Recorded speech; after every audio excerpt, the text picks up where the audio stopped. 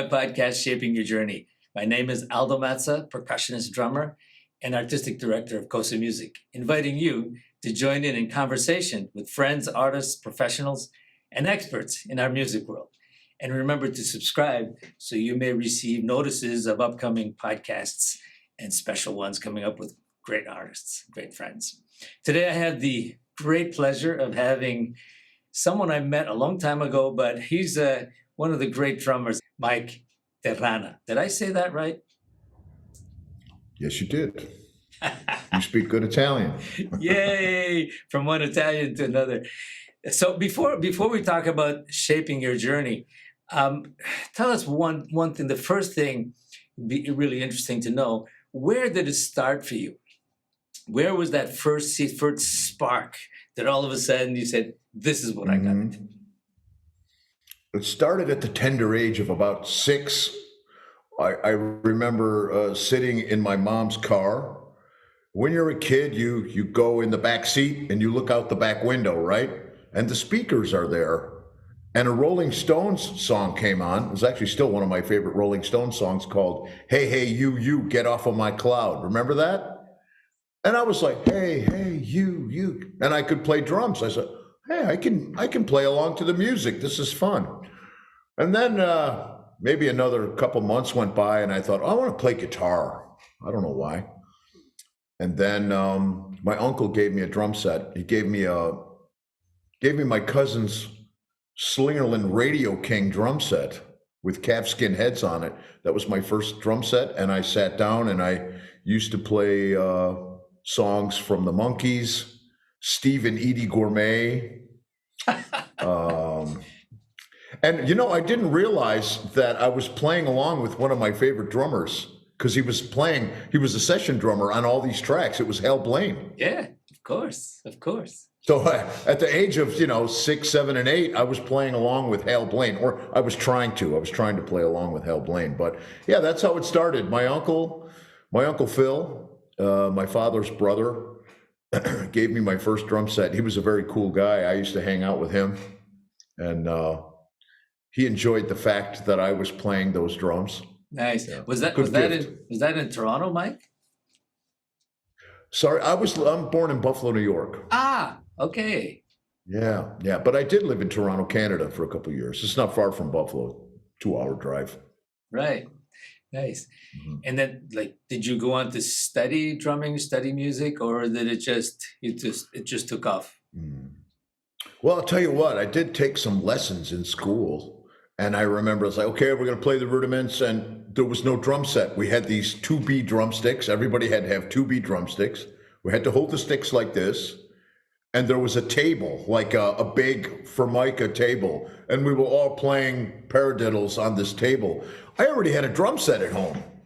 I was like, man, this is kind of boring. What am I going to do with these rudiments? I don't know. I was back home, had the records on. I had a big speaker behind my drums. And so that was my introduction to lessons. It didn't last very long. And then I remember one time I was in junior high school band, and I got thrown out. I was playing bass drum, but I wasn't reading the bass drum line. I started to syncopate everything and play my own line. And I remember the teacher said, "Mike, you're not reading. You're not playing the right line." I said, "Yeah, I know. This sounds better." He said, Get out of here. I was like, all right, I'm leaving. I got my own drum set anyway. I don't need you guys. I guess I was a very rebellious child. But then when I wanted to go to college for music, I started getting serious into music, and I wanted to go to music school.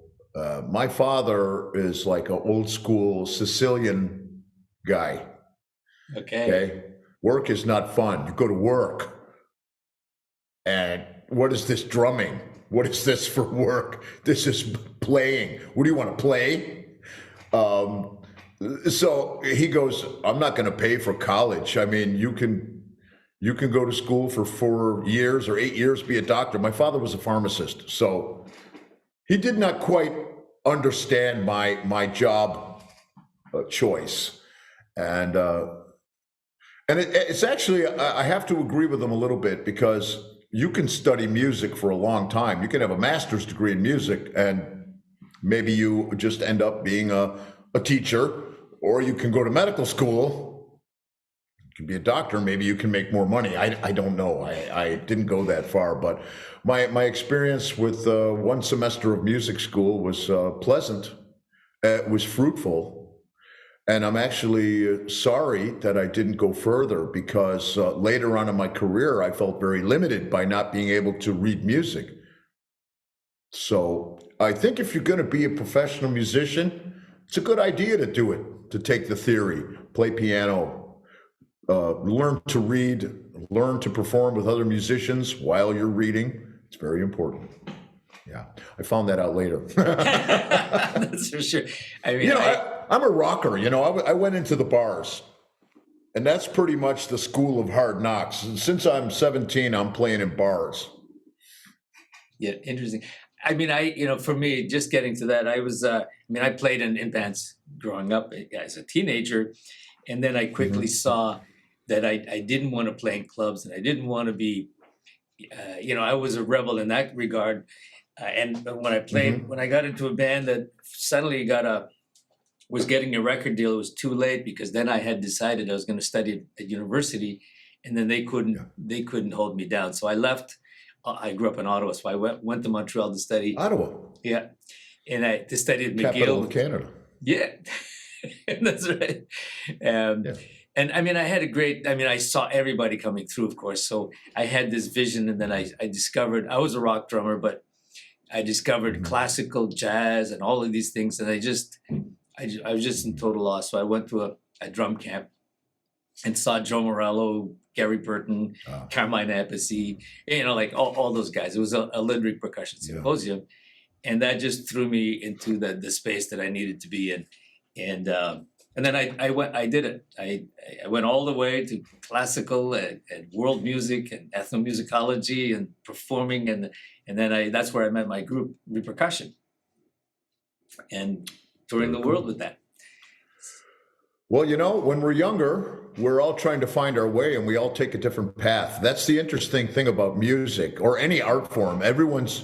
It's like some kind of spider web. You get stuck into it, and you bounce around, and you have to make the right decision for yourself. I mean, I can tell you that playing in the clubs for 46 years, touring, I was always the guy that had to pick up the money. The drummer's always the guy that picks up the money, right? To the angry club owner who has got a drinking problem and doesn't want to pay. And you have to go in there and talk to this guy, and he's like the same age as your father, and he's a very unhappy man. So, yeah, maybe going to school and learning all the fantastic details, and you've got a wide spectrum of music. I think you made the right choice. I actually wish I would have done that. And actually, the interesting thing about studying music was that I noticed all the other drummers I hung out with, we were all sharing information. I learned a lot from the other guys. There were some guys there that were playing Genesis music. And, I didn't really know anything about odd time, but this guy would show us a lot of stuff at odd time. Another guy was a rudiment master. He was doing a lot of crazy single strokes and on the pad. And then I was exposed to piano and music theory, and I really wish I would have stayed with that, because if there's any younger musicians watching right now, learn it because it's going to help you compose and understand composers. Yeah. Right? Music is an ensemble exercise. And I found this out later, Aldo, when I was doing, I made a record called Symphonicos, classical music. I recorded rock drums to classical music. And I actually played and toured with orchestras. I know. This was an eye-opener, because these people they can read all the dots, and you can turn the music upside down and they'll read it. They don't care. And I was watching the conductor, but I didn't understand his movements. It was very hard for me sometimes to end the song. This guy's controlling everything. So I wish I would have had that background. It would have helped me a lot. Yeah. So you can't, I would never talk bad about education. Yeah, but you did something really interesting, Mike. I mean, you and I met in China because we were doing this COSA China with the 9 Beats organization, and you and I met in Tianjin, and I remember seeing you, and I remember this clearly because I said, "Wait a second, I have to know this guy, because what you're doing is exactly what we're all." Myself, I mean, I always have blurred the lines. So I really enjoy, and I'm still doing it. I did it with the group, and I'm still doing it. Is there are only 7 notes, right? And all the rhythms all over the world. Then you just it's a creativity. It's a huge universe of this. So when you were doing this thing, playing to tracks with a classical, I said, that's it. Because I was doing it a little bit before. And there's another guy in Italy that you know, Tullio D'Episcopo. And I played with Tullio. Yeah, Tullio. Yeah. Very and good drummer. I've played with Tullio a couple of times. And he was doing that too. And I thought, this is brilliant. This is really opening up your world. And you happen to be like this metal drummer playing Beethoven and Mozart. I said, he's the guy. That's the way you do it. So, I mean, I know you inspired a lot of people in your own journey. While you didn't do some of the things that some of us did, it doesn't really matter. I mean, look at Neil Peart. He didn't go to school either. True. You know, there's a lot of drummers that are self-taught or maybe didn't have the luxury of studying music. Neil Peart being one, Buddy Rich. Yes. Yeah. Doesn't read a note of music. You've got Dennis Chambers. I don't really think there's a set specific way to go. And I think some people are just born to do this, and they have an innate ability to understand music. I've read a lot of books on Buddy Rich, and apparently he had a photographic memory. Those arrangements are complicated, as you well know. You're a jazz drummer. I know just enough about jazz to understand that Buddy Rich is probably one of the best drummers that's ever walked the face of this planet, right? Well, what he used to do is he used to have a drummer reading the charts. Just run them down. That I didn't know. And he would listen to it. Done. And then he would go play it. In one take. Incredible. Well, Dennis is like that too. I've known Dennis for a long time. He just remembers. I saw an interview with Kathy Rich maybe about a year ago. I follow her sometimes on Facebook. I see some of her interviews. And they were talking to her about her father. And she said, yeah, when I was growing up, if you came into my house, you would never know my father was a drummer. There was nothing. There was no drum set. There were no sticks. There was no practice pad. Wow. It's pretty crazy, right? That I didn't know. I think this guy just woke up and started playing. The whole family was a vaudeville act, right? So he was at 4 and 5. He was part of that whole thing, right? And so he grew up with it, and he was featured in some of their shows. So he'd been playing like it was in his blood from day one, and on stage. Sure. You know, he was a dancer too. Yeah. A tap dancer. Yes. Yeah. Yes. As was I believe Louis Bellson also. Louis Bellson, Steve Gadd was tapped. All these guys started. Yeah, Steve Gadd was a tap dancer. You know what's funny? Steve Gadd is from Rochester, New York, and I'm from Buffalo. And Neil Peart is from Ottawa, I believe. No, he was from St. Catharines, Ontario. Where? St. Catharines, Ontario. Oh, okay. Because I was reading, I just seen an interview with Geddy Lee, and he's talking about, he just wrote a book called His Effin' Life. And he talks about when they auditioned Neil Peart, and it was in Pickering, Ontario. I used to go to hockey camp there for the summer. I was up there for 2 weeks. I can't believe it. I was breathing the same air as Neil Peart as a teenager. Pretty cool. I knew Neil very well, actually. We were very, very good friends. And he even came to, I convinced him, we were going to do an album together, actually, him with Repercussion. Wow. We had all of these projects that never happened. But he came to COSA, the COSA camp in Vermont, as a total surprise. We would always have surprise guests, and I couldn't tell anybody that he was coming. So when he came in, and he had never done anything like this, and it was just fabulous that somebody like him, he was like a professor at the university, and he used to secretly hate me because he says, you're one of the few guys I know who does everything well and all of these things. I said, Neil, are you kidding me? You? I mean, you're the professor. Look what you've done. Yeah. He had this thing about being to improvising and be on the spot and think, that kind of thing. You know the story. But he was such a brilliant guy and inspirational. And when he came, this guy picked me up afterwards crying. He said to me, Aldo, my life is complete now. You did it. I says, yes, please put me down. And Pretty Neil cool. said that was He's quite tall, isn't he? Oh, yes. And He's a big guy. Yeah. Oh, and well, Neil then, said, we got to do this again. So then I proposed to him. I said, what about Cuba? Come to Cuba and we'll have fun with that. And that was also in the plan that never materialized. But I mean, getting to the idea of creativity. I mean, I think it's good that people learn some music, but sometimes it doesn't happen. You have people like Manu Katché, who's a great piano player. He studied at the conservatory. You have Antonio Sanchez, he was a great piano player. And Phil Collins, great piano player. I mean, he's a musician, composer. So, I mean, that's one way to do it, and it shows up in your drumming.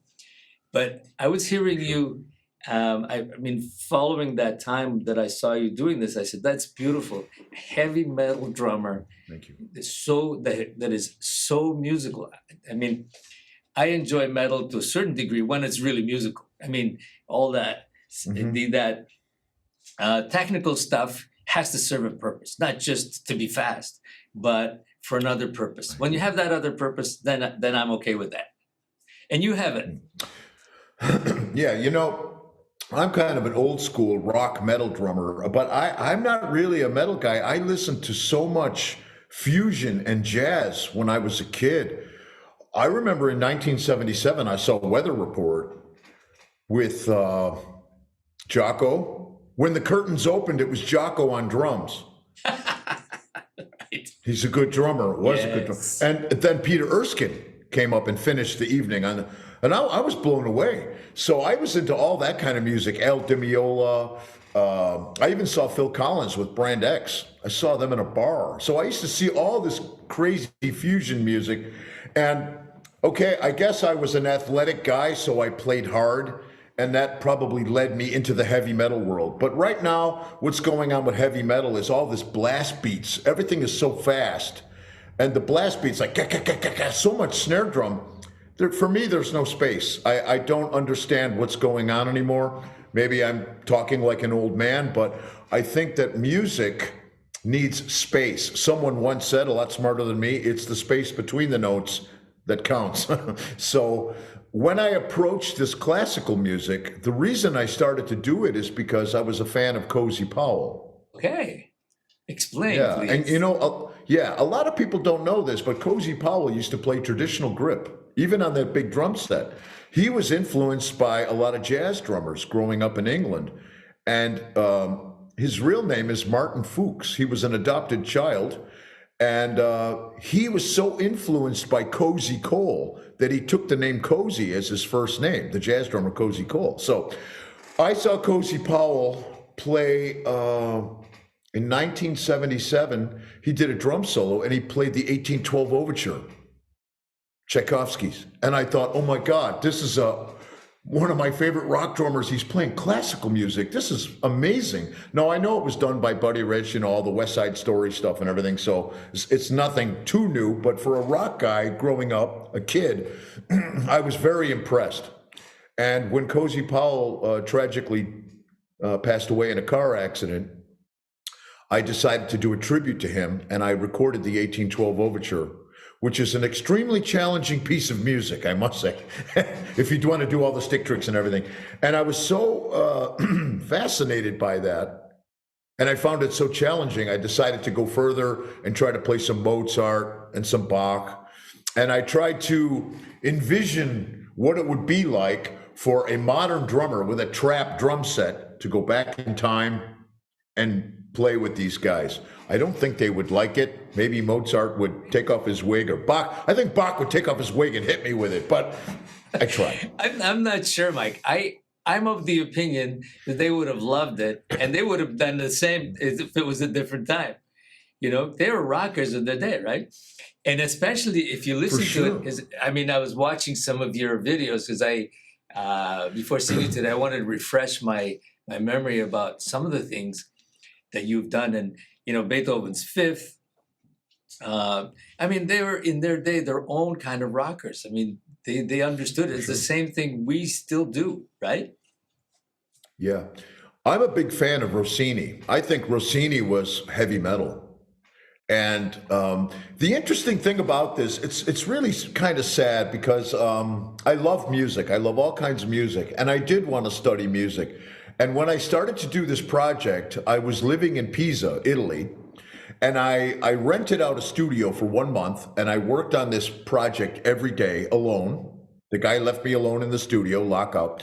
And I remember walking to the studio every day I was living in Marina di Pisa on the beach, and I'd take the bus in and I would touch the aqueducts that were built by the Romans. I was surrounded, in America, we don't have that kind of architecture, that ancient history. And I was so inspired by this stuff, by the Italian architecture and culture. That kind of was inside of my soul when I was recording and working on this material. And I started to study the lives of the composers. Now, I know you get that, and when you have a classical education, you learn about what did Mozart do, what did Bach, how these people lived. I found it extremely fascinating. As a matter of fact, I still study this. I still go back and try to read about their lifestyle and how their struggles. Sure. And how they created their music. These people were geniuses. This music is 300 years old, and it's still relevant. Sure. And when you listen to some of the things, some of the New World Symphony that you were doing, for example, I mean, that's brilliant. Or Beethoven's Fifth. I have to interject this because I think it's brilliant that you're doing this because the orchestra is playing, and you're playing this metal rock, like hardcore, but it's the same thing on both sides. It's amazing. Yeah. And I was involved with a project when I saw the Beethoven's Fifth. Joachim Horsley, who's a pianist in Los Angeles, he does a lot of work for Disney. And he contacted me once because he wanted to learn about Cuban music, and he knows about our trips down to Cuba, our study trips. So he came down and he studied there a whole week.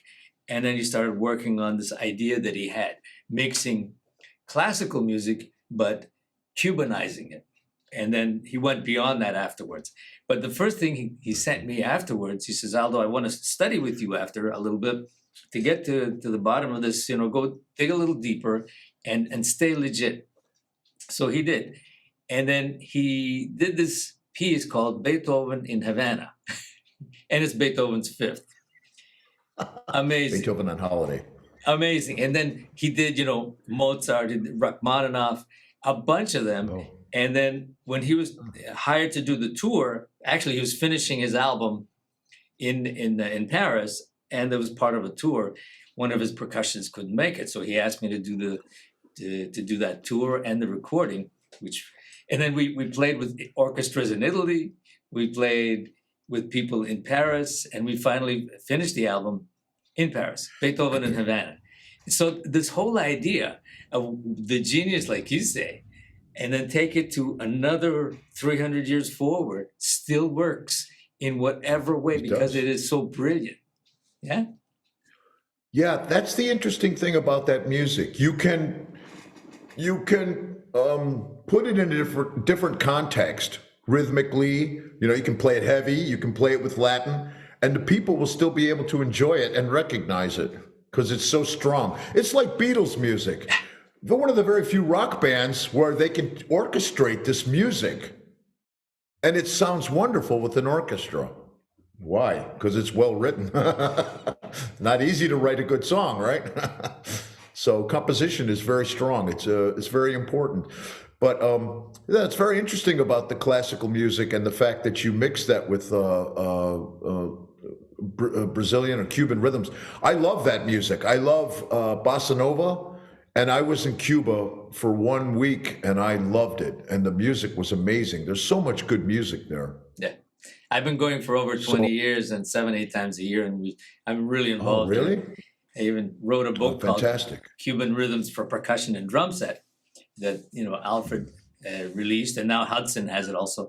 And the Cuban Ministry of Culture has accepted that book as an official book in Cuba. It's just unheard of. To me, that's like winning a Grammy. It's fantastic. Congratulations. That's really, those rhythms are very, very complicated. People don't realize how deep that is if you start to study that. I've scratched the surface. I was working with a Brazilian musician by the name of Kiko Laredo, and it was an instrumental fusion rock record, but it incorporated the maracatu. Are you familiar with that rhythm? I bet you are. You could probably play it backwards and forwards, but for me, it was like, wow. And I was playing, and he's like, yeah, okay, that's good, but it's still in time. Make it more sloppy. There's a certain, again, the space between the notes, right? You have to learn that to make it swing so you don't sound like a gringo. Well, it's really, tried. It's based, no, you have the pulse. The pulse doesn't move because a lot of it is based on dance and movement. So the pulse is there. What happens between those pulses, that interpretation is another story. It's not quantized, it's not like absolutely cut with a knife. The space is not even, and we don't live like that. We don't breathe like that. So in some ways, it makes a lot of sense. This is cultural. The language has a lot to do with it. And also the context, if you're in a cold climate as opposed to a warm climate, that makes also a difference in the interpretation. For sure. Yeah. For sure. Actually, that's one problem I have that you brought up, this quantizing, because in metal, near the end of the time when I was playing with a lot of metal bands, this German power metal, they were quantizing everything and they were putting samples on my drums. And I was like, you are killing me. You're killing, You're killing the feel. You're killing the rhythm. You're erasing my personality. This is why when I listen to, it's funny, the first time Kiko Laredo took me to see a bunch of older musicians playing in the city square in Sao Paulo. And these guys were they were locked, but they were so loose. The organic flow, the push and pull between the musicians was amazing. You can't learn that. That's something that is coming in the blood, right? Like you said. And now when you listen to a heavy metal record, it's like, it's very boring for me. I like John Bonham. Oh, yeah. Okay, there's a lot of swing. Even when you listen to a guy like Buddy Rich, all the interplay between the cymbal ostinato, the hand and the foot, it's sounding amazing, but it's not totally perfect. It's expression, art. Yeah. Where's the art in the music? Yeah. That's what's scaring me now. The computers, the AI. Yeah, and I think they'll probably eventually be able to replicate breathing in the way we would do things. I would assume, because I think you're right, because every time someone uses artificial intelligence, they're constantly inputting human emotion, human thoughts, and this thing will be smarter than all of us. It will become an organism. Edit that out. Well, I think I saw an interview with the guy that invented AI, and he dropped out of it, and he said this thing will eventually be able to think. Yeah. That's scary. So that's scary that we create that kind of being. Yeah, and I see it now. I see it. You can compose music with AI. True.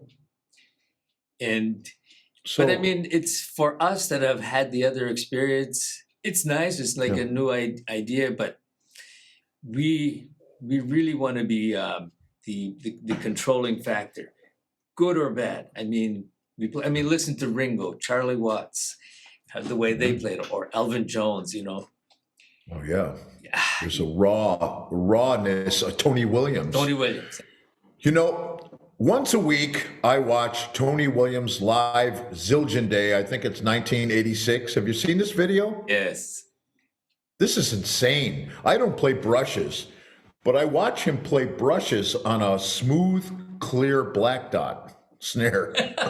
It's crazy. I can't even get a Most sound guys out need of that one. the coated head, right?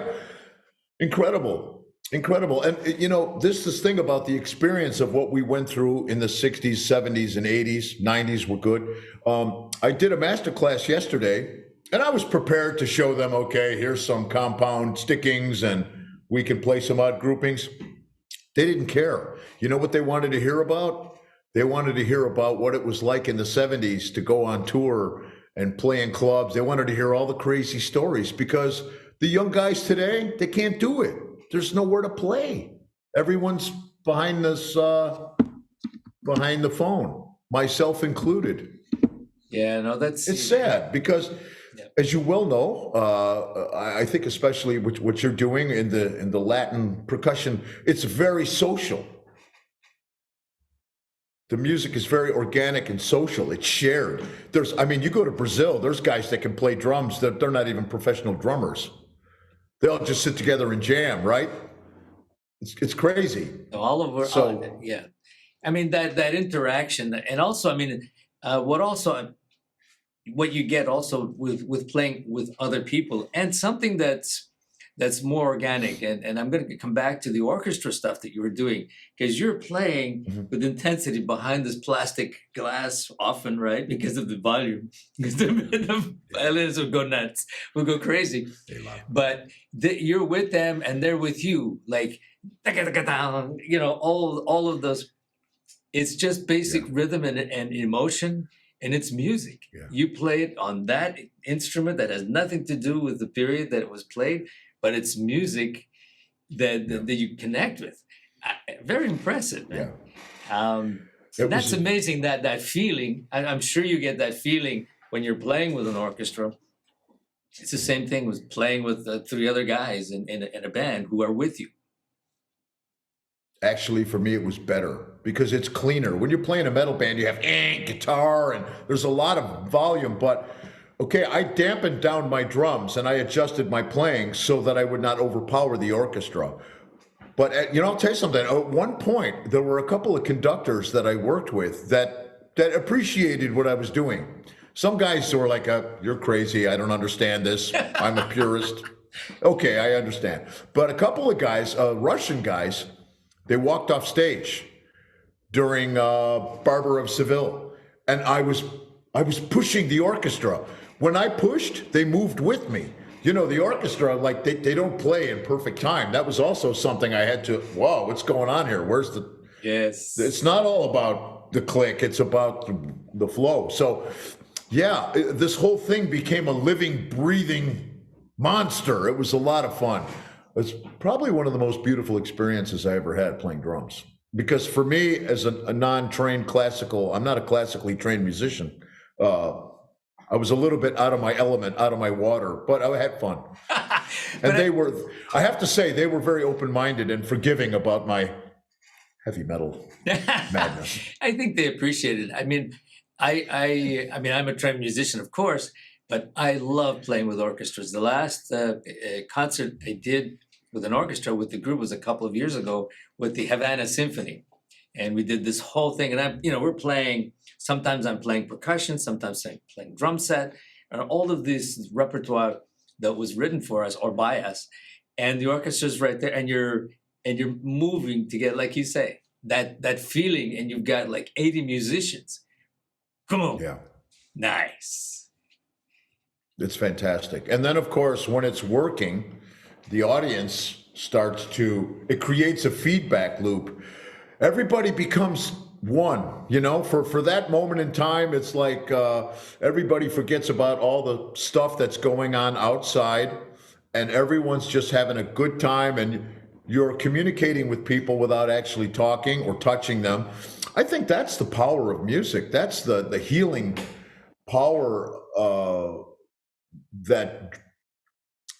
that makes people feel good.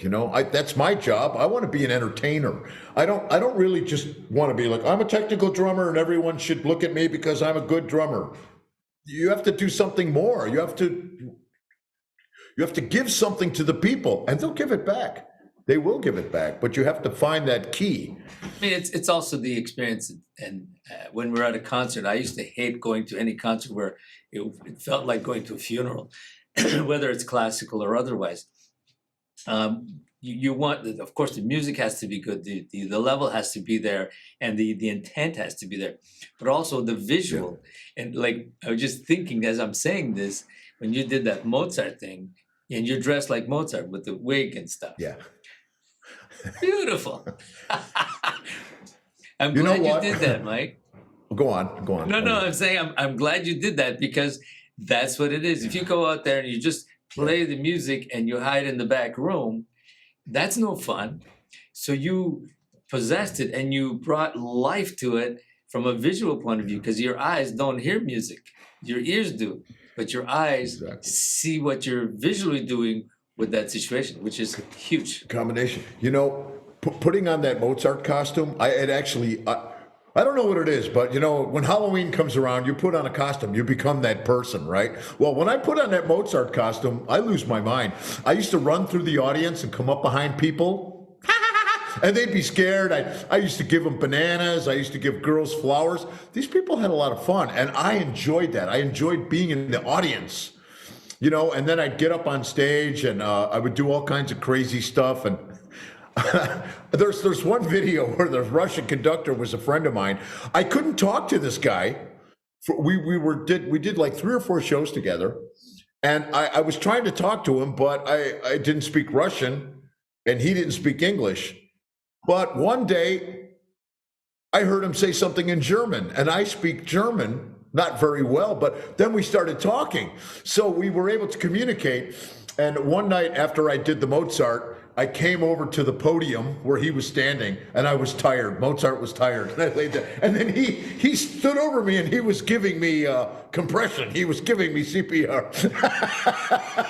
It was funny. I had a great time. It's cool when these classical guys can get in on the jokes. You know what I mean? They don't take it so seriously. But I have to say that classical show, I want to start doing that again. Because it's a mixture of performance and comedy and entertainment and interaction with the audience. You're not just sitting behind on a square with some metal band all serious. It's kind of boring for me. I really enjoy that interaction with the people. And I had a chance to sing. I love Frank Sinatra. I didn't know you sing. And so...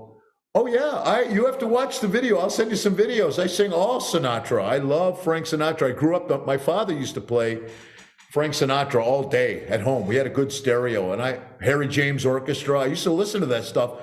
Even though I was young, I would still think, that's good music. I'll listen to that. I like the way it sounds. And I was singing Fly Me to the Moon and Summer Winds. It was a blast. It was really a blast. Never give a drummer a microphone, right? They'll go crazy. Every drummer I know, most drummers I know are funny guys, so they all want to have the microphone too, the power. You get the power. Right. Talking about Frank Sinatra, I mean, you just made me think of this. The closest I ever got, Frank Sinatra, of course, is incredible, and I know a lot of the musicians who recorded with him. And they used to tell me, he used to walk in and just live to tape, like right away, one take, and that was it. It would just take over the room and take over he says it would take over our lives for a couple of hours, because he would just come in and and everybody's hair would stand on end when he was doing that. But I had I read, go on, sorry. No, I was going to say, and I always enjoyed, that voice and the orchestrations and stuff. So at one point I had a chance to tour with his son, Junior. And they brought the band together, the orchestra, the huge orchestra, and Miller, the original piano player, was in the band. Yeah. So I did a month with them. And the funny thing is that they had 2 percussionists. I'm not sure who the original percussionists were, but amazing. So I had to put, in the rehearsals, I had to put the 2 books together. So because I was playing timpani, xylophone, vibraphone, and congas, like everything, as a typical percussionist. And I used to do a lot of those shows. And it was funny, first couple of rehearsals, first few shows, it was like, oh, I almost missed this. And it was like crazy. But once I got it together, what one would typically do is when you have like moments where you don't have much to do, well, let me find something else to throw in here that would be really cool, whether it's a triangle, a shake, or a little effect. And I remember this was probably the most frustrating experience for me, because we're playing and it's all beautiful, so well orchestrated. I think it was Nelson Riddle who did the orchestration, if I'm not mistaken. So I'm playing, and all of a sudden I'm saying, oh, a little triangle here or thing, and I would play, and that's it, that doesn't work. So I'm backing out. Something else here, nothing that I tried to add worked. And I thought to myself, I'm a creative person. I can't find anything that works now that I've got the show together. And I talked to somebody about that, and I said, is it me? He says, no, Nelson Riddle and all of that orchestration that they used to do, you cannot add anything. It doesn't work. It's perfect. It's like trying to change the drum parts to Ringo, the Beatles songs. Right. No, it doesn't work. Exactly. It's like the classical music as well. You can only play it one way. There's only one way. And sometimes you just have to leave stuff out. Yep. Don't play anything, because you're kind of distorting what the original should sound like. But it's interesting. I read quite a few books on Frank Sinatra because I'm a big fan of his. And they would actually have a grandstand behind glass in some studios, in Capitol Studios, where all these movie stars and all of his friends would come down and watch him sing one song. That's crazy. And there's an interview in there with one of the engineers. He was a young guy at the time, and he said that he was shaking before he hit record, because you don't want to make a mistake, because a lot of times he would sing only one take.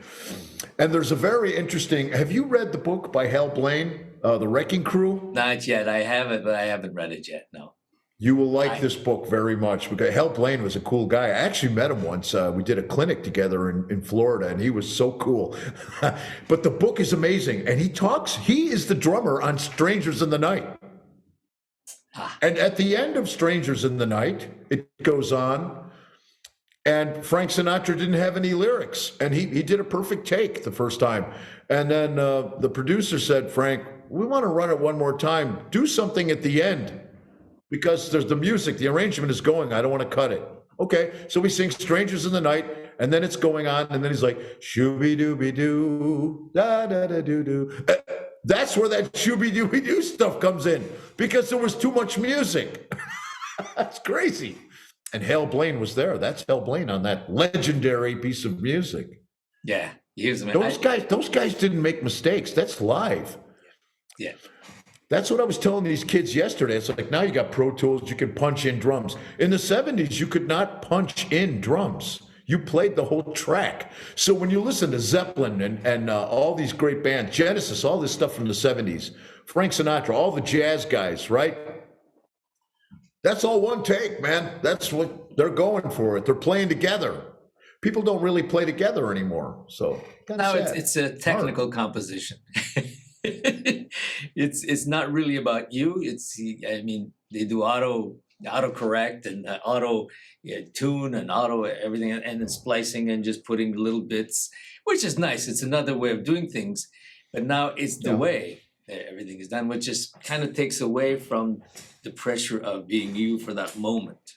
Now, some people say, well, that's not important. What we want is the end product, but it's a different story then, right? Yeah, I prefer, when I listen, sometimes I go back, I listen to a lot of rock bands from the 70s. There was a band called Styx, and all of these guys are pretty good singers. And when you listen to that record, every chorus is different. They're singing the harmonies, but they didn't just record one block of harmonies and fly them in. That's what they started doing in the 80s, in the late 80s. Back then, they sang every chorus, and every chorus is different. And you can hear a little bit of fluctuation in their harmonies. I like it. It's human. It's human. Yeah, very well said. I'll tell you an interesting story, Aldo. Years ago, I did a clinic on the island of New Caledonia. Do you know where that is? It's an island off the coast of Australia. It's a French colony. So I went to do this clinic. Someone invited me there. And the people there are very cool. They speak French, they spoke English, but they were a bit tribal. There is a tribe of people indigenous to this island called the Wallisians, okay? And these guys make music. So at the end of my stay, we had a big dinner party, and everyone's sitting around. And there were some Wallisian people there, some Italian people there, and we all started jamming. One guy had a didgeridoo. They gave me a gift, a drum with like a lizard skin on it, and we started making music. And it was primitive. It was like how people used to make music thousands of years ago. Some people were singing, but not singing lyrics. And the didgeridoo was going. I really like the didgeridoo. I think it's cool. And this whole area of the world, Australia, is a strange place anyway, right? You know, you got the Aborigine guys with that. What's that thing called? The bull roarer? Bull roar, yeah. The thing that they swing. It looks like a boomerang. You probably have experience with all that. I've never tried to play it, but I still. Once in a while, I'm sitting alone and I think about that moment and the hair on my arms stands up. That was a real interesting musical experience. Yeah, very deep and roots. I wanted to ask you, in all your travels, I mean, obviously you were in the States and lived in Canada and then in Europe. And now you're in Italy, beautiful Sardinia. Oh, nice. Yeah, paradise here. Yes. Paradise. So you're a wise man, my friend. Yeah, sometimes I'm lucky. I've had, we all have our ups and downs, but sometimes I wake up in the morning and I'll ride my bike to the beach and I'm like, you live here?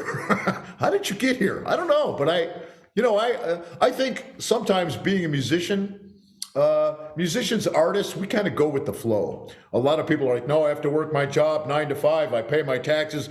Musicians are always somewhere between the cracks, and we move around. We follow the music. It's a nomadic, gypsy-like lifestyle. And okay, there's a downside to that because it can be extremely unstable and uncomfortable sometimes. But I have to say, I've been living in Italy now for about 14 years, and it's fantastic. The food, the culture, the history, the climate, what I'm talking about, and the people. Yeah, I like the people. Yeah, Italians are educato. They're well mannered. Everyone's like, yeah, I'm Italian. I'm from New York. That's not an Italian. That's not that's another generation. That's a parody of an Italian. Not necessarily. I mean, that's another Italian who left, the immigrant, and then the generations, the change that happens in another environment. But back in Italy, it's I remember when I started going back and touring, because I was born in Italy, in Calabria, and then I started going back, and I remember the first time I went back, and here people would say, "Hey, you're Italian," Aldo Mazza, all of that, and I'm there, and they'd say, "Well, I'm Italian." They'd say, "No, you're American." You're Canadian, not Italian. I said, wait a second, I'm Italian. So I went there. I go there often enough now. I'm actually citizen also, double citizen. And I have a house. I bought a house. I said, I'm going to be Italian, and I'm going to have a foot here and a foot there. And you're doing the right thing. Yeah, and now we can, right? Because technology, again, allows us to be where we want to be. I mean, look at this. You're in Sardinia. I'm in Montreal. And here we are. It's crazy. Yeah.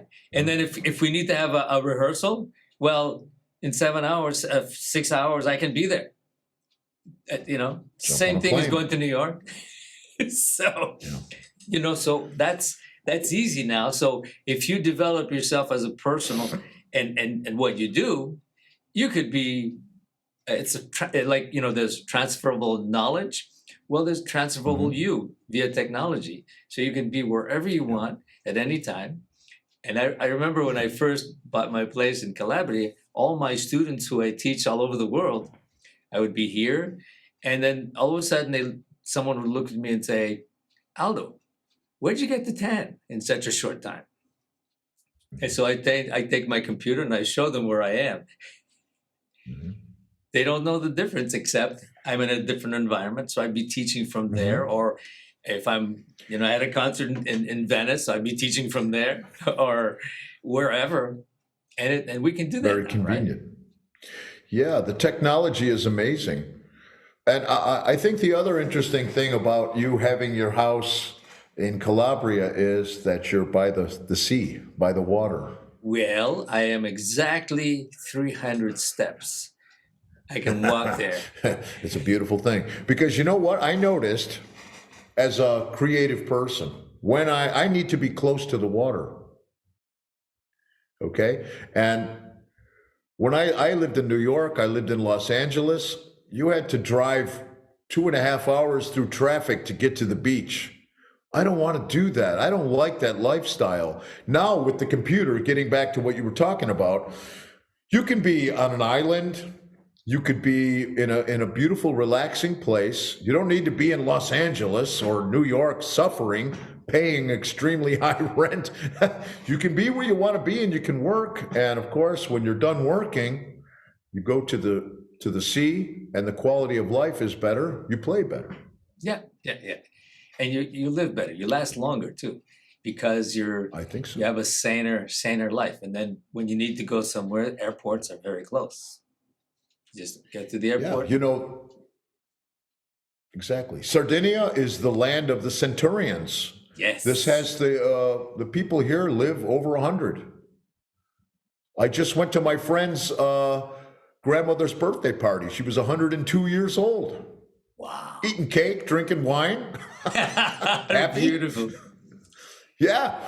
You know, it was interesting. I was in England last week and I saw some people that were around my age or younger, and they didn't look happy and they weren't moving very well. I think the climate and the environment that you're in has a lot to do with shaping your attitude and how you move and feel. And I think also being in the arts, you have a certain kind of freedom and joy in your soul. It keeps you younger. It kind of scared me. I felt a little bit sorry for these people. Yeah. Yeah. They're forced into this. Sometimes you have to work. It's like a square peg in a round hole. They force you in, the system. This will kill you. Yeah. No, and that's part of, shaping your journey. You make those decisions as soon as you can and. And there's always a way to do it. It's really shaping your journey. It's not only exclusive to some. It's really what you want to do. You design it. You say, well, that's where I want to be. And sometimes you have to go make a few turns and things come at you. A tree falls on your head, or figuratively. You have to take chances. Yeah. But coming from Buffalo, New York, it's kind of a steel town. There's no rock stars coming from there, really. Billy Sheehan, the bass player, world-renowned bass player, is from there. But not a lot of people have made it out of Buffalo. I think the band called the Goo Goo Dolls is from Buffalo. So, but when I was growing up, it was kind of a negative environment. The people are drinking, they're working in the steel plant. And it's like, what do you want to be, a rock star? That's bullshit. Excuse me. They'll say that's not a solid way to make a living. That's some kind of fantasy. You're gonna be sorry. It's not a good way to make a living. Everyone's chasing the dollar, but really, sometimes that's a means to an end. If you're just doing everything for the money, I believe it was Thomas Edison that said. No, I'm sorry, it was Benjamin Franklin said, find something you love to do and you'll never work a day in your life. And that's so well said. And it's true. Yeah, I mean, Mike, seriously, it's not about getting the money. The money comes, but you have to have the guts to hang in there. I think that's an interesting note for any younger people that are watching, because when you're younger, people put pressure on you to make money. Health insurance, your rent, your car payment, your car insurance, all these things from the real world, they come crashing in on you after high school, Yeah. And It's not fun. no, it's not fun, and it doesn't have to be that one way, because of course you'll take care of business. Of course, money is a tool. It's a means to an end, and Yeah. you decide what that end is. Of course, there's always a price to pay, meaning you have to put in work. You have to figure it out. You can't be just riding that horse that takes you where it wants. You decide Yeah. what you want to do, and you work at it, because you get it, and sometimes it takes a while to get it. But you Yeah. got to understand that you are really in charge, right? Exactly. And I think a lot of people, they don't want to take responsibility for their success or their failure. You know what I mean? They're kind of fatalists, that's like, well, I will work my 9-to-5 job and I'll be okay. Maybe not, because the company could go out of business and they just get rid of you. So I think it's important to take control of your own life, to take chances, and to accept change. Even now, as I'm getting older, COVID was a big change for all of us musicians. And somehow I managed to stop complaining and refocus myself, and I changed things to the social media. Yeah, yeah. And sometimes things come, and there's no coincidence. I mean, I don't believe in coincidences. And then these things that happen, especially COVID, which was like a global thing, everyone got affected in one form or another, some to greater Yes. or less. But it made everybody think and engineer themselves, which is fine. That's you can't. We're not 22. When you're 22 is this, and then this happens, then you learn from that, and then you do something else, and you move on, Yeah. and you make the world a better place for yourself and for everybody around you. That's Exactly. right. Anyway, Yeah. I have good memories about touring. I really loved touring, but now that it seems like it's more expensive than ever to go out on the road. And I love to be out on the road and perform, but I don't want to suffer. yeah. We know when you're 25, you can suffer. But when you're 64, I want a nice hotel room alone. Yeah. Okay? Yeah. So you have to balance that out. I mean, I never thought that I would get to that point in my career. Yeah. But I'm seeking comfort when I work. Well, sure. It's important It's now. crazy. You've paid those dues, right? And now did. you're on to something else. You're at a different place, and you also need to make room for those others coming behind you. You can't take up that space anymore. You need to create other space. For sure. Which is For normal. sure. The metal has changed. What I was doing 20 years ago, it's not relevant anymore. And some guys can't accept this. Like, no, I'm still going to do it. It's just like, yeah, but you're out of it. You know what I mean? It looks bad. You can overstay your welcome. You need to move on. Yeah. It's a lot of people are talking bad about Madonna right now because she's 65 and, she's still trying to be sexy on stage. I think she does a good show, but there comes a time where maybe you have to change a little bit, to adjust it for your status of wherever you are in your life.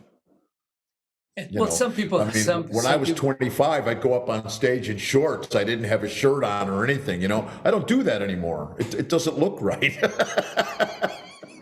I don't want to scare the children. That's right. Yeah. And you have a different conscience now. But anyway, I know that we could talk forever, and we should, and we will, because now I'm going to find you in Sardinia. But I want to thank you so much, Mike, for taking the time. I was really looking forward to this because you're one of those guys that came from left field in the heavy metal and just blurred the lines. I love that. And I think everyone should understand that at the end of the day, it's all the same. Music. It's music. So thank you so much for joining me in this wonderful conversation. Thank you for having me, Aldo. It was a pleasure to speak with you. Thank you for inviting me. I enjoyed it. Thank you. And as I always say, to be continued.